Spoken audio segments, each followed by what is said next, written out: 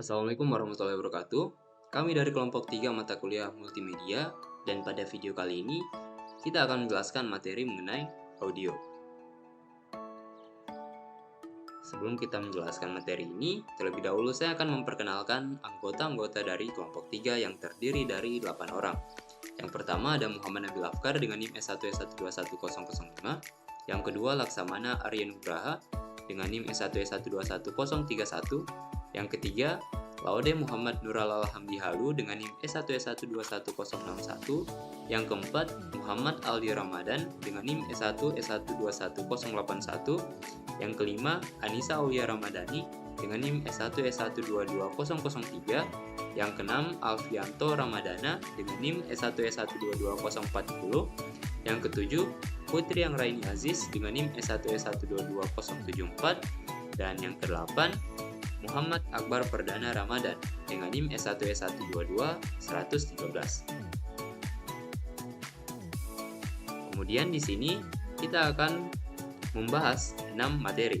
Yang pertama ada definisi suara, yang kedua pengkodean audio digital, yang ketiga konsep perangkat keras dan lunak, 4 berbagai format audio, 5 contoh software, dan yang keenam itu kesimpulan. Jadi langsung saja kita bahas satu persatu materi berikut ini. Assalamualaikum warahmatullahi wabarakatuh. Perkenalkan, nama saya Muhammad Nabil Afkar dengan NIM S1S1211005, dan pada video ini saya akan menjelaskan materi mengenai definisi suara. Nah, jadi yang pertama kita harus mengetahui apa yang dimaksud dengan suara itu. Nah, suara adalah fenomena fisik yang dihasilkan oleh getaran benda atau getaran suatu benda yang berupa sinyal analog dengan amplitudo yang berubah secara kontinu terhadap waktu. Nah, penggambarannya dapat dilihat seperti gambar berikut ini, di mana diawali dengan benda akan bergetar, kemudian ada perbedaan tekanan udara, dan kemudian melewati udara, dan akhirnya sampai ke pendengar. Jadi, suara itu berhubungan erat dengan rasa mendengar. Suara atau bunyi biasanya merambat melalui udara. Suara atau bunyi tidak bisa merambat melalui ruang hampa. Jadi di luar angkasa itu tidak ada suara. Nah, kemudian kita masuk pada konsep suara. Jadi, suara dihasilkan oleh getaran suatu benda. Selama bergetar, perbedaan tekanan terjadi di udara sekitarnya. Pola osilasi yang terjadi dinamakan sebagai gelombang. Gelombang mempunyai pola yang sama yang berulang pada interval tertentu, yang disebut periode. Nah, yang dimaksud dengan gelombang dan periode itu dapat digambarkan pada gambar di bawah ini. Jadi, di sini adalah contoh gelombang di mana ini adalah amplitudo, ini adalah wavelength atau panjang gelombang, ini adalah wave keseluruhan atau gelombang secara keseluruhan, dan ini adalah distance atau jaraknya. Nah, untuk gambar bergeraknya, gelombang bergerak itu dapat dilihat seperti GIF di samping ini. Itu juga sama, ini adalah wavelength atau panjang gelombang, dan ini adalah amplitudonya. Kemudian suara dibedakan menjadi dua. Nah, yang pertama itu suara periodik. Suara periodik adalah suara yang terjadi secara kontinu, berlanjut, berulang-ulang, dan getaran yang dihasilkan sama. Contoh suara periodik itulah instrumen musik seperti gitar, kemudian nyanyian burung, dan lain-lain. Nah, yang kedua adalah suara non-periodik.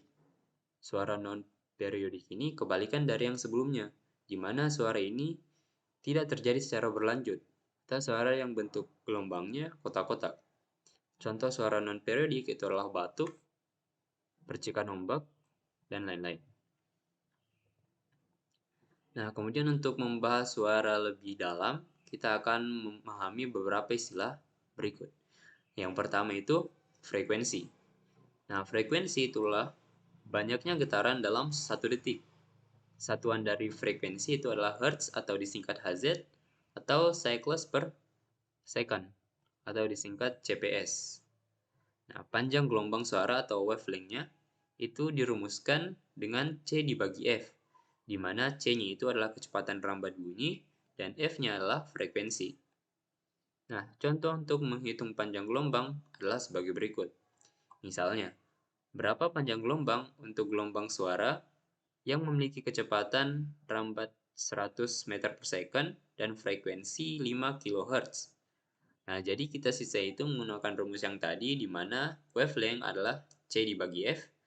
C-nya itu kecepatan rambat bunyinya sebesar 100 meter per second, dan frekuensinya atau F itu 5 kHz, jadi 100 dibagi 5 adalah 20 satuannya milimeter. Oke. Kemudian, berdasarkan frekuensi, suara dibagi menjadi yang pertama infrasound. Infrasound ini dalam rentang 0 Hz sampai 20 Hz. Kemudian pendengaran manusia dalam rentang 20 Hz sampai 20 kHz. Yang ketiga itu adalah ultrasound dari 20 kHz sampai 1 GHz, dan yang terakhir yang paling tinggi adalah hypersound dari 1 GHz sampai 10 THz. Nah, yang perlu diketahui bahwa manusia membuat suara dengan frekuensi sebesar 20 Hz, maksud saya 50 Hz sampai 10 kHz. Kemudian sinyal suara musik itu biasanya memiliki frekuensi 20 Hz sampai 20 kHz. Nah, jadi sistem multimedia itu menggunakan suara yang berada dalam range atau rentang pendengaran manusia. Nah, suara yang berada pada range pendengaran manusia itu disebut dengan audio, dan gelombangnya disebut sebagai acoustic signal. Suara di luar range pendengaran manusia dapat dikatakan sebagai noise, dan noise itu adalah getaran yang tidak teratur dan tidak berurutan dalam berbagai frekuensi, atau tidak dapat didengarkan manusia. Oke. Nah, yang kedua itu adalah amplitudo, di mana amplitudo itu merupakan keras lemahnya bunyi atau tinggi rendahnya gelombang. Nah, satuan amplitudo adalah desibel atau disingkat dengan dB. Kemudian bunyi dapat merusak telinga jika tingkat volumenya lebih besar dari 85 desibel, dan pada ukuran 130 desibel akan mampu membuat hancur gendang telinga sehingga manusia tidak dapat mendengar.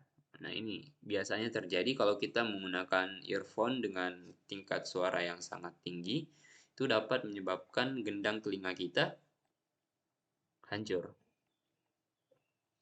Nah, yang ketiga itu adalah velocity.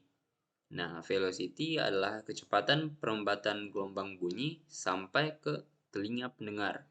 Satuan yang digunakan adalah meter per second, dan pada udara kering dengan suhu 20 derajat Celcius atau 60 derajat Fahrenheit, kecepatan rambat suara sekitar 343 meter per second. Oke, Assalamualaikum warahmatullahi wabarakatuh.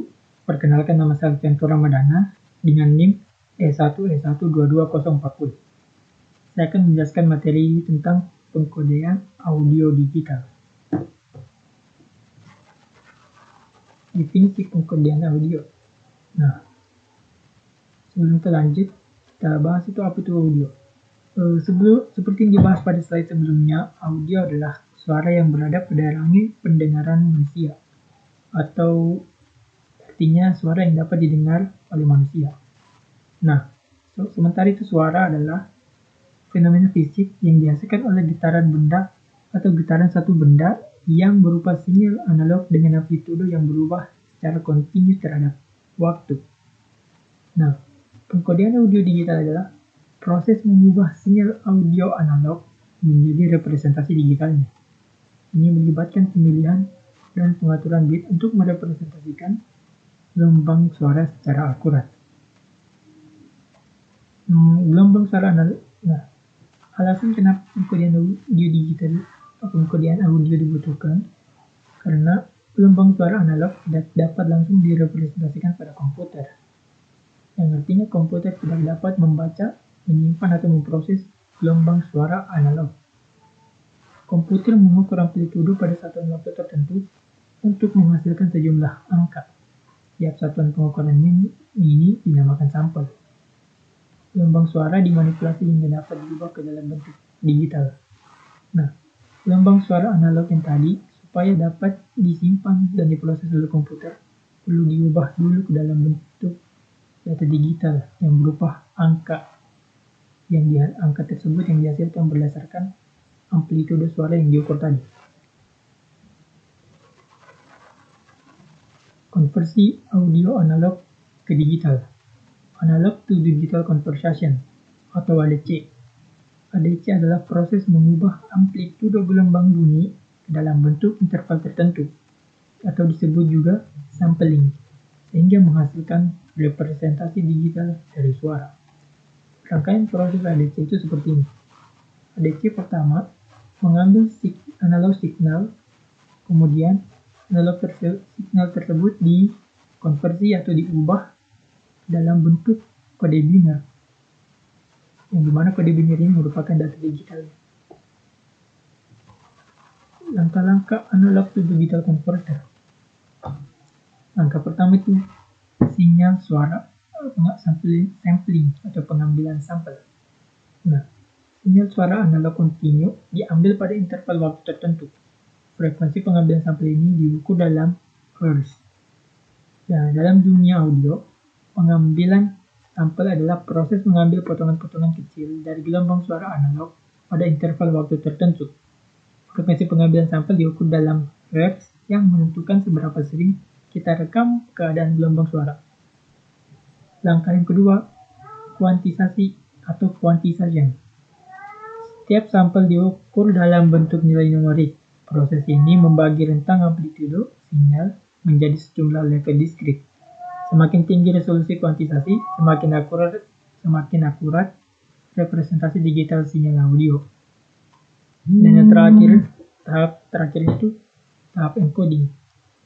Nilai-nilai hasil kuantisasi yang didapatkan dari proses kuantisasi dan tadi direpresentasikan dalam bentuk kode biner. Nah, proses ini menghasilkan representasi digital dari sinyal audio yang kemudian dapat disimpan atau diproses oleh perangkat digital.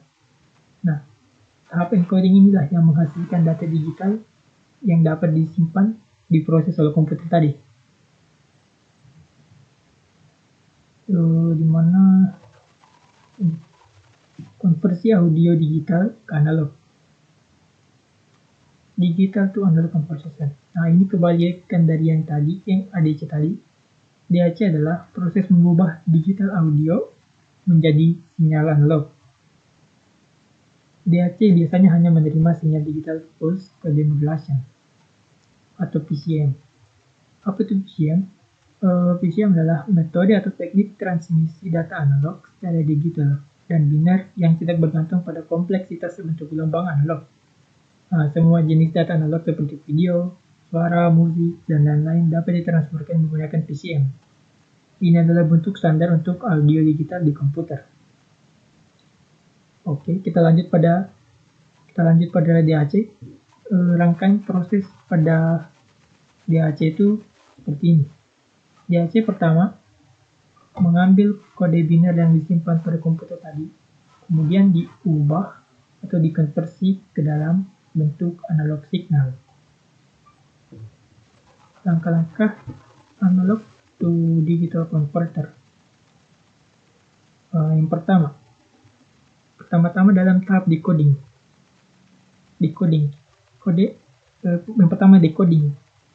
Dalam tahap decoding, kode biner yang mewakili nilai-nilai sampel audio dibaca oleh DAC atau digital to analog converter. Ini adalah langkah awal di mana komputer atau perangkat lain mengartikan kode biner tersebut untuk memahami nilai-nilai amplitudo asli. Setelah decoding, kita masuk ke tahap dequantization. Nah, di sini kode biner yang telah dibaca dikonversi kembali menjadi nilai amplitude yang sesuai. Proses ini bertujuan untuk mengembalikan nilai-nilai amplitude ke bentuk aslinya sebelum dikuantisasi tadi. Langkah selanjutnya adalah reconstruction, di mana nilai-nilai amplitude yang telah didecoder dan direkonstruksi disusun kembali. Ini menciptakan suatu sinyal kontinu yang menggambarkan suara asli sebelum mengalami konversi ke bentuk digital. Dan yang terakhir itu pada tahap output, sinyal analog hasil konversi dapat diteruskan ke perangkat audio seperti speaker untuk reproduksi suara, untuk menghasilkan suara. Nah, inilah langkah terakhir dalam proses konversi yang memungkinkan kita mendengar kembali suara dalam format digital yang telah disimpan atau telah diolah oleh komputer. Itu dia pembahasan terkait pengkodean audio. Sekian dari saya. Kenalkan, nama saya Laksamana Rianugraha dengan NIM S1S1211031. Pada kesempatan kali ini saya akan menjelaskan mengenai konsep perangkat keras, yang dimulai dari teknik pengkodean. Untuk teknik pengkodean sendiri akan dibagi menjadi beberapa jenis, dimulai dari Pulse Code Modulation atau PCM. PCM sendiri merupakan metode pengkodean sinyal analog untuk representasi digital. Dalam PCM, sinyal analog akan diubah menjadi sinyal digital dengan cara mengukur amplitudo sinyal pada interval waktu tertentu. Untuk tahapannya sendiri adalah sebagai berikut. Dimulai dari pengambilan sampel, sinyal akan diambil pada interval waktu tertentu, kemudian akan melalui proses kuantisasi, di mana nilai amplitudo dari setiap sampel akan diukur dan dikuantisasi menjadi level diskrit.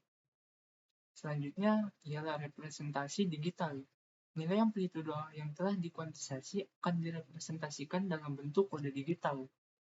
Yang kedua ada differential pulse code modulation. Ini merupakan variasi dari PCM, di mana nilai-nilai sampel yang dihasilkan tidak mewakili nilai absolut sinyal, melainkan perbedaan antara nilai-nilai sampel secara berturut. Dengan kata lain, di PCM ini menyandikan perubahan dalam amplitudo, bukan nilai absolutnya. Untuk tahapannya ialah sebagai berikut. Dimulai dari pengambilan sampel pada interval waktu tertentu. Yang kedua, differential encoding untuk mengukur perbedaan antara nilai sampel saat ini dengan nilai sampel sebelumnya. Yang ketiga ialah kuantisasi, di mana nilai perbedaan akan dikuantisasi menjadi level diskrit.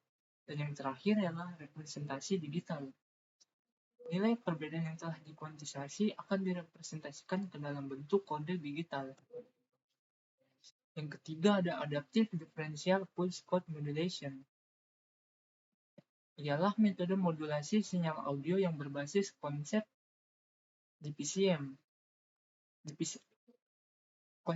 Metode ini akan mengadaptasi tingkat kuantisasi tergantung pada perubahan dinamis dalam amplitudo sinyal, sehingga dapat memberikan representasi yang lebih efisien secara bitrate dibandingkan dengan DPCM, dengan tingkat kuantisasi tetap.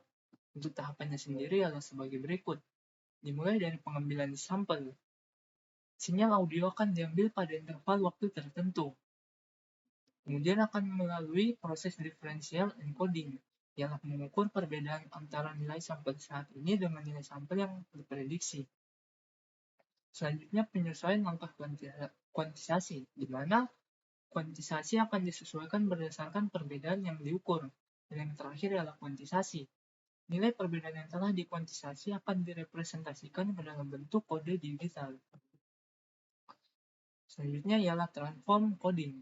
Teknik ini melibatkan transformasi sinyal audio ke dalam domain frekuensi menggunakan transformasi matematis, seperti Modified Dessert Cosine Transform atau MDCT. Tahapannya ialah sebagai berikut. Dimulai dari pengambilan sampel pada interval waktu tertentu. Kemudian akan melalui proses transformasi menggunakan MDCT untuk mengkonversi sinyal dari domain waktu ke domain frekuensi. Selanjutnya ialah kuantisasi, di mana nilai-nilai dalam domain dikuantisasikan. Dan yang terakhir, representasi digital, di mana nilai yang telah dikuantisasi tadi akan diubah ke dalam bentuk digital. Yang terakhir ialah Advanced Audio Coding atau AAC. Ialah format pengkodean audio yang dikembangkan untuk memberikan kualitas audio yang lebih baik dibandingkan dengan MP3 pada rasio bit yang sama atau lebih rendah. Tahapannya ialah sebagai berikut. Dimulai dari transformasi, sinyal akan diubah ke dalam domain frekuensi menggunakan transformasi MDCT. Langkah selanjutnya ialah kuantisasi, di mana koefisien hasil transformasi akan dikuantisasi dengan langkah kuantisasi yang sesuai. Selanjutnya ialah perpetual coding. Ialah analis perpetual dilakukan untuk mengidentifikasi bagian-bagian yang dapat dihilangkan tanpa mengorbankan kualitas audio yang terdengar oleh pendengar manusia. Selanjutnya ialah kompresi. Informasi yang akan dianggap kurang signifikan akan dikompresi. Dan yang terakhir ialah representasi digital. Data yang telah dikuantisasi dan dikompresi akan direpresentasikan ke dalam bentuk kode digital yang dapat disimpan atau ditransmisikan. Sekian dari saya, terima kasih. Nah, kita lanjut dalam materi yang pertama, yaitu konsep bit depth dan sample rate.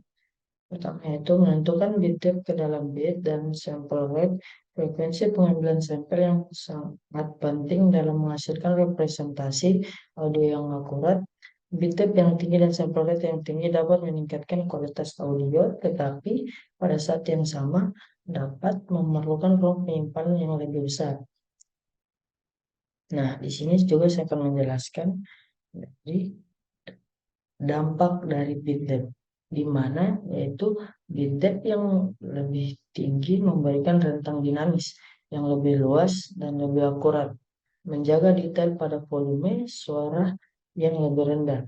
Rekaman dengan bit depth tinggi lebih toleran terhadap manipulasi dan penyuntingan karena informasi detail tetap lebih banyak. Nah, di sini untuk sample rate dampaknya yaitu dampak laju sampel. Laju sampel tinggi memungkinkan memproduksi frekuensi tinggi yang berguna dalam situasi seperti rekaman musik atau produksi audio tinggi. Yang kedua, sinyal suara yang di-capture dengan laju sampel yang tinggi dapat lebih setia terhadap sumber aslinya, terutama pada frekuensi tinggi. Nah, di sini kesimpulan dari bit depth yaitu dan sample rate yaitu menggabungkan bit depth dan laju sampel yang tinggi menghasilkan audio berkualitas tinggi dengan rentang dinamis yang luas dan kemampuan memproduksi frekuensi tinggi dengan baik. Namun, kebutuhan ini juga membutuhkan penyimpanan dan pengolahan data yang lebih besar. Lanjut untuk materi yang selanjutnya yaitu kompresi audio, di mana kompresi audio digunakan untuk mengurangi ukuran file audio, memungkinkan efisiensi penyimpanan dan transmisi.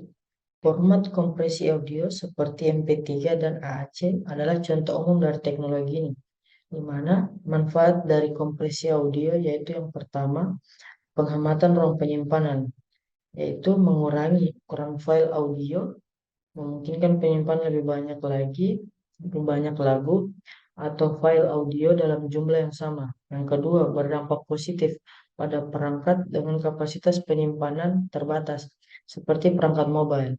Dan yang kedua dari manfaat kompresi audio yaitu penghematan bandwidth, yaitu memungkinkan pengiriman dan streaming audio lebih efisien melalui jaringan, mengurangi kebutuhan bandwidth, dan meningkatkan pengalaman mendengarkan di platform streaming dan radio internet.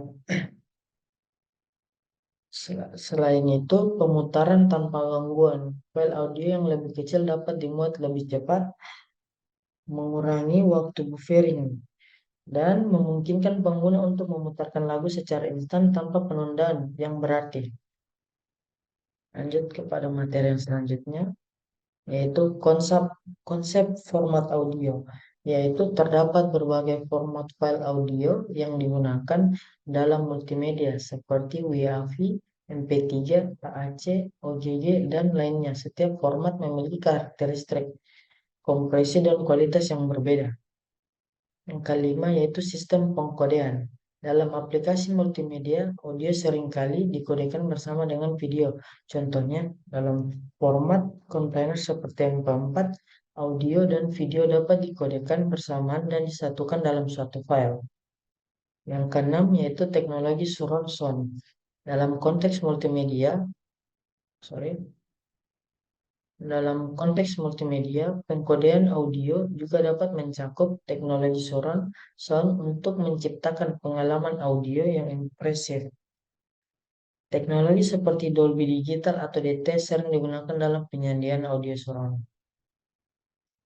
Yang ketujuh yaitu pengkodean real-time. Beberapa aplikasi multimedia memerlukan pengkodean audio real-time seperti konferensi video, streaming langsung, atau game online. Dalam situasi ini, algoritma pengkodean perlu dioptimalkan untuk meminimalkan latensi dan memastikan pengalaman pengguna yang mulus. Assalamualaikum warahmatullahi wabarakatuh. Perkenalkan, nama saya Laudia Muhammad Hamdihalu dengan NIM S1111061. Di sini saya akan menjelaskan materi saya, yaitu perangkat keras. Langsung saja, perangkat keras pengkodean audio digital adalah komponen fisik yang terlibat dalam proses mengubah sinyal audio analog menjadi format digital. Beberapa perangkat keras kunci dalam konteks pengkodean audio digital meliputi yaitu mikrofon. Mikrofon ini adalah perangkat keras input yang mengubah getaran suara menjadi sinyal listrik analog. Lalu di sini ada converter atau analog to digital converter, yaitu perangkat keras yang mengubah sinyal listrik analog dari mikrofon menjadi format digital yang dapat diproses oleh perangkat elektronik atau komputer. Lanjut ke berikutnya.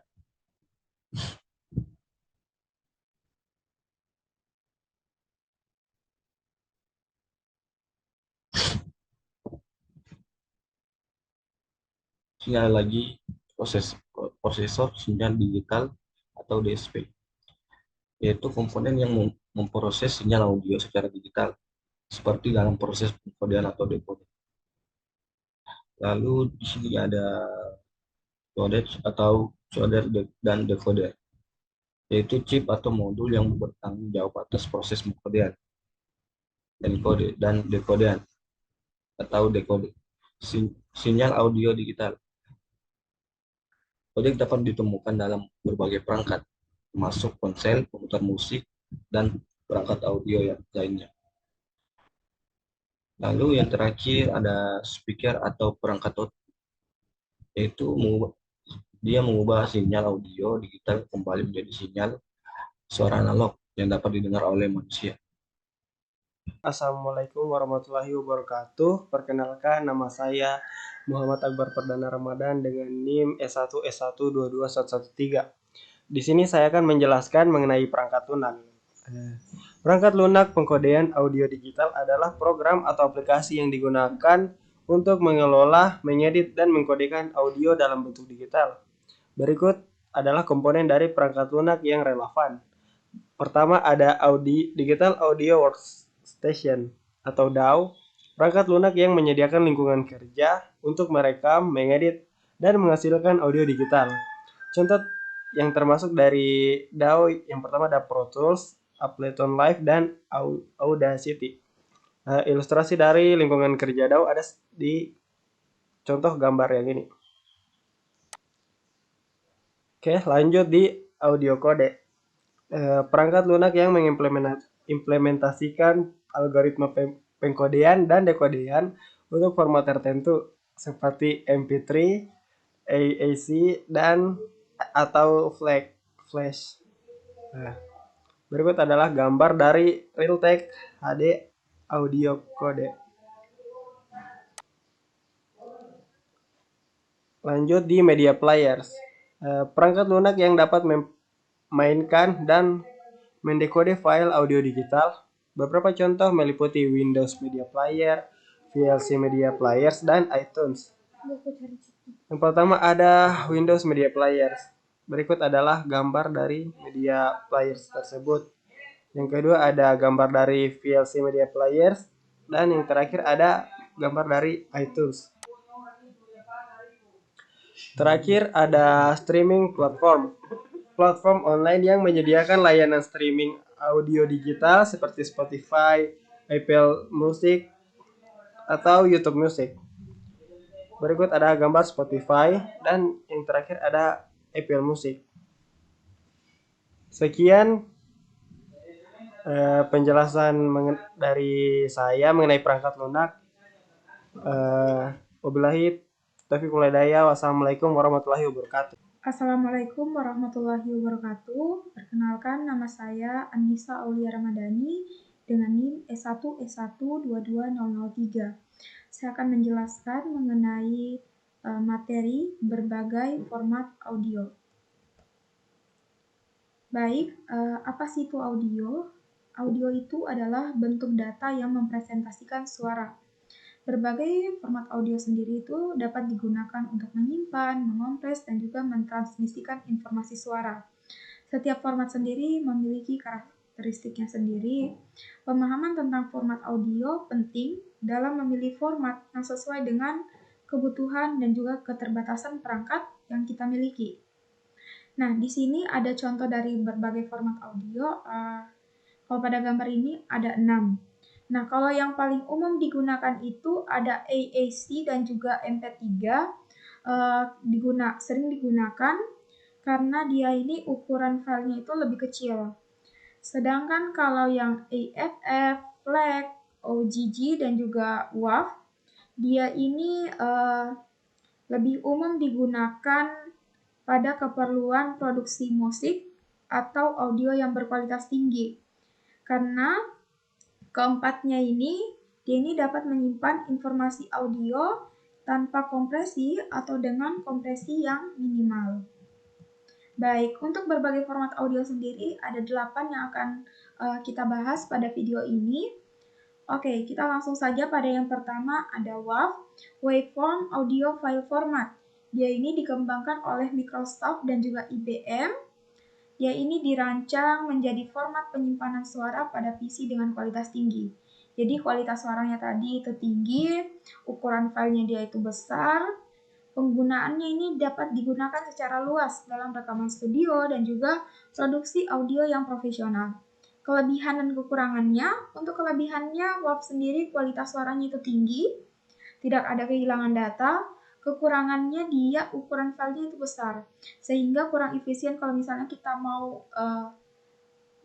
simpan ataupun juga kita mau transfer ke perangkat lain, karena ukuran filenya tadi itu besar. Oke, yang kedua ada WMA, Windows Media Audio. WMA sendiri dikembangkan oleh Microsoft, pertama kali diperkenalkan pada tahun 1999 sebagai bagian dari WMA. Kualitas suaranya dia itu variabel, bergantung pada tingkat kompresi yang diterapkan. Ukuran filenya itu terkait dengan tingkat kompresi, lebih kecil dia dibandingkan yang pertama tadi, WAV. Penggunaannya dapat digunakan pada platform Microsoft dan juga perangkat Windows. Kelebihannya dia ini ukuran filenya itu dapat diterima, dukungan yang luas pada perangkat Windows. Kekurangannya dia kualitas suaranya itu bisa lebih rendah dibandingkan format tanpa kehilangan. Format audio yang ketiga ada AFF, yaitu Audio Interchange File Format. Dikembangkan oleh Apple, dia ini dirilis pada tahun 1988 sebagai format suara. Kualitas suaranya dia tinggi, ukuran filenya juga dia besar. Kalau penggunaannya dia ini umum digunakan dalam industri musik dan juga produksi audio, dan terutama pada produk-produk Apple seperti Mac dan juga iOS. Kelebihannya dia itu kualitas suaranya tinggi, sangat kompatibilitas dengan produknya Apple. Sedangkan kekurangannya dia ini ukuran filenya itu besar, sehingga kurang umum kalau digunakan pada platform yang non-Apple, seperti contohnya Android. Yang keempat ada AAC, yaitu Advanced Audio Coding. Dia ini dikembangkan oleh sejumlah perusahaan. Misalnya kita lihat di sini salah satunya ada Dolby. Dia ini dirilis pertama kali pada tahun 1997 sebagai bagian dari standar patch yang kedua dan juga patch yang keempat. Kualitas suaranya dia ini tinggi dengan ukuran file yang lebih efisien dibandingkan MP3. Ukuran filenya juga dia ini moderat dengan kualitas suara yang baik. Penggunaannya dapat digunakan di iTunes, YouTube, dan juga berbagai layanan streaming. Kelebihannya dia kualitas suaranya tinggi dengan ukuran file yang lebih kecil.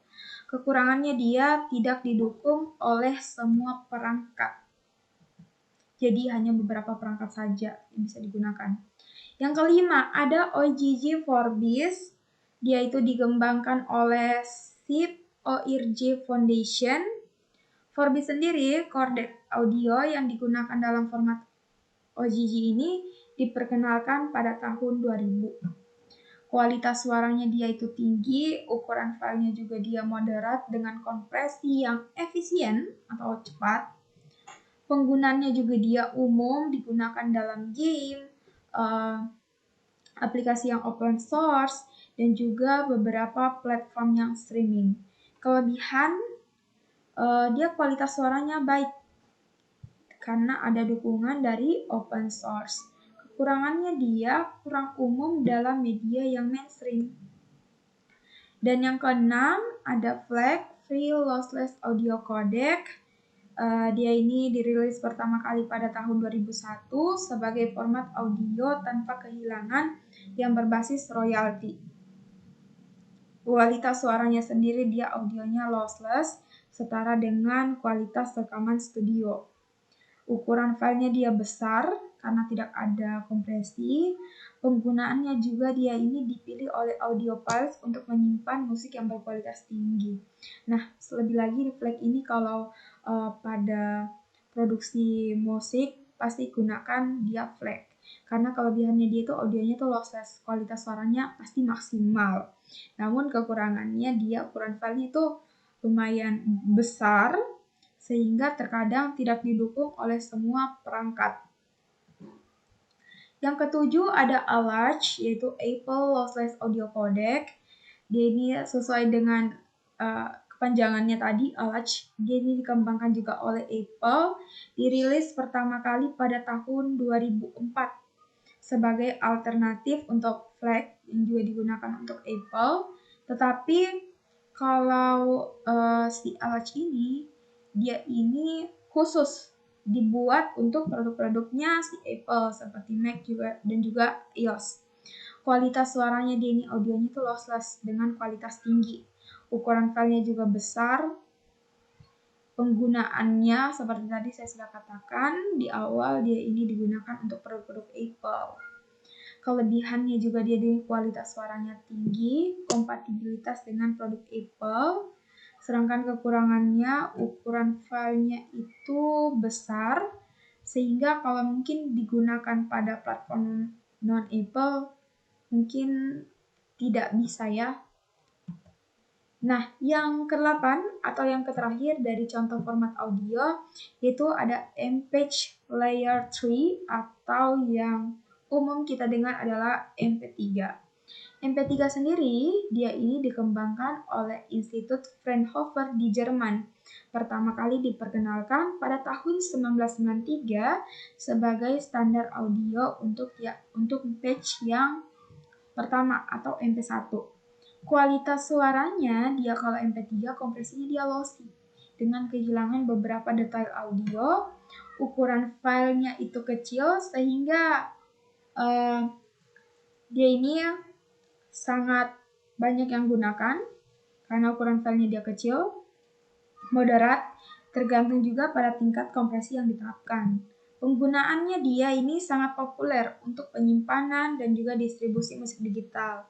Sehingga mungkin pada perangkat yang kita gunakan, Android, biasanya kita menggunakan format audio yang ke-8 ini, yaitu MP3. Karena yang pertama, kelebihannya dia ukuran filenya itu kecil, kompatibilitasnya itu luas. Sedangkan kekurangannya kadang kita juga ketika kita menggunakan format audio MP3 ini biasanya kita kehilangan beberapa detail dari audionya. Nah, itulah penjelasan mengenai berbagai format audio. Untuk penjelasan yang selanjutnya, next.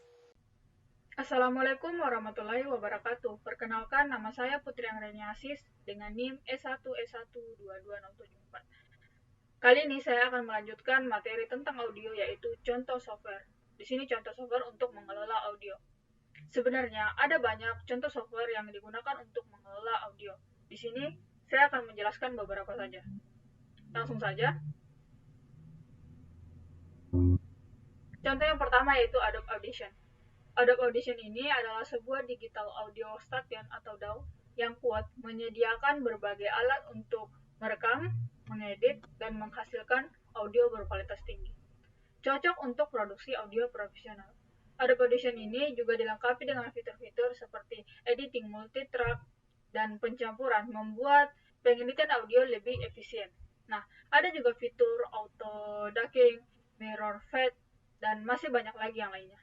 Nah, software ini mendukung banyak format seperti MP3, WAV, AC3, AIV, dan lain sebagainya. Nah, dapat dilihat di sini tampilan dari software Adobe Audition seperti ini. Nah, contoh software selanjutnya yaitu Pro Tools. Pro Tools ini adalah salah satu DAW paling terkenal dalam industri musik dan produksi audio. Digunakan secara luas dalam perekaman musik, film, dan produksi multimedia lainnya. Nah, dapat dilihat tampilan dari software Pro Tools seperti pada di layar. Nah, contoh software selanjutnya yaitu Ableton Live. DAW yang dirancang khusus untuk kinerja live dan produksi musik elektronik. Memiliki antarmuka yang intuitif dan fleksibilitas untuk membuat musik secara real time. Nah, dapat dilihat tampilan layar kerja dari software Ableton Live. Selanjutnya ada FL Studio. FL Studio dikenal juga sebagai Fruit Loops. Ini adalah DAW yang populer di kalangan produser musik elektronik. Memiliki antarmuka yang mudah digunakan dan kaya akan fitur. Dapat dilihat tampilan dari FL Studio. Nah, selanjutnya ada GarageBand. GarageBand adalah DAW yang dikembangkan oleh Apple dan tersedia secara gratis untuk pengguna Mac. Cocok untuk pemula dan menawarkan berbagai instrumen dan efek. Nah, dapat dilihat tampilan layar kerja dari GarageBand. Software selanjutnya ada Audacity. Audacity adalah sebuah perangkat lunak pengeditan audio gratis dan open source yang berfungsi baik untuk pengguna yang baru memulai atau untuk proyek-proyek sederhana. Nah, Audacity ini tersedia untuk Windows, Mac, dan juga Linux. Dapat dilihat tampilan dari software Audacity. Nah, selanjutnya ada Cubase. Nah, Cubase ini adalah DAW yang sangat dihormati dalam industri musik. Digunakan untuk produksi audio, perekaman, dan juga mixing. Nah, dikembangkan oleh Steinberg. Dapat dilihat layar kerja dari software Cubase ini. Nah, software selanjutnya ada Logic Pro X. Ini adalah DAW khusus untuk pengguna Mac, dikembangkan oleh Apple.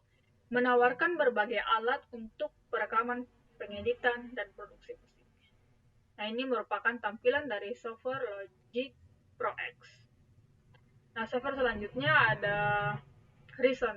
Nah, Reason ini adalah DAW yang unik karena meniru tata letak peralatan studio musik tradisional. Nah, Reason ini cocok untuk musisi yang ingin pengalaman studio yang familiar. Ini merupakan contoh tampilan layar kerja dari Reason. Nah, yang selanjutnya atau yang terakhir yang akan saya bahas yaitu Reaper. Nah, Reaper ini adalah DAW dengan model lisensi yang sangat fleksibel dan berkinerja tinggi. Cocok untuk berbagai keperluan produksi audio dari musik hingga suara film. Nah, dapat dilihat tampilan dari software Reaper. Nah, demikian yang bisa saya jelaskan tentang contoh software yang digugakan untuk mengelola audio. Oke, dan materi yang terakhir adalah kesimpulan. Nah, kesimpulan dari materi ini adalah suara itu merupakan getaran mekanis yang merambat melalui medium seperti udara atau air dan dapat didengar oleh telinga manusia. Pengkodean audio digital merupakan proses mengubah sinyal suara analog menjadi bentuk digital yang dapat disimpan, ditransmisikan, dan diproses oleh perangkat elektronik. Konsep pengkodean audio melibatkan pengambilan sampel, kuantisasi, dan seringkali kompresi untuk efisiensi. Ini memerlukan perangkat keras dan perangkat lunak yang mampu mengonversi dan mengolah data audio digital. Ada berbagai format audio seperti WAV, MP3, dan AAC yang memiliki karakteristik kompresi dan kualitas yang berbeda. Contoh perangkat lunak termasuk pemutar musik dan perangkat produksi audio digital yang mendukung pengolahan dan manipulasi berbagai format audio, seperti contohnya Adobe Audition dan Audacity. Oke, itulah tadi pemaparan materi dari kelompok 3 mengenai materi audio.